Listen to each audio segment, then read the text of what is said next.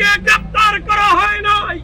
তার চেয়ে কঠিন থেকে কঠিনতর কর্মসূচি দিতে আমরা বাধ্য হব তথা স্বরাষ্ট্র উপদেষ্টার নিকট জোর দাবি জানাচ্ছি।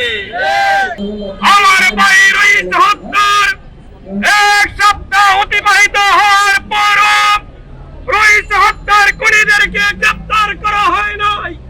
আজকের এই অবরোধ কর্মসূচি থেকে তার তীব্র নিন্দা এবং প্রতিবাদ জানাচ্ছি এবং প্রশাসনের নিকট অনতিবিলম্বে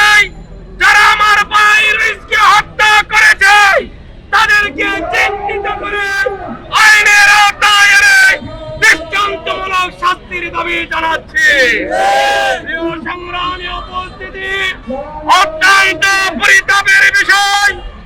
আজকে এক সপ্তাহ পেরিয়ে গেল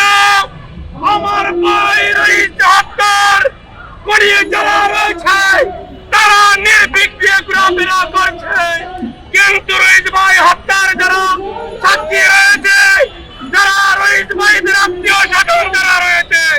তারা মামলাকে অন্যদিকে প্রবাহিত করার জন্য নিরপরাধ মানুষকে মোবাইল টানে অবধি গ্রেফতার করে এক ভিন্নতার পরিচয় দিয়েছে। আমরা জানি পুলিশ হলো জনতার, পুলিশ হলো মানবতার, পুলিশ হলো জনগণের বন্ধু, কিন্তু মোবাইল টানার অর্থে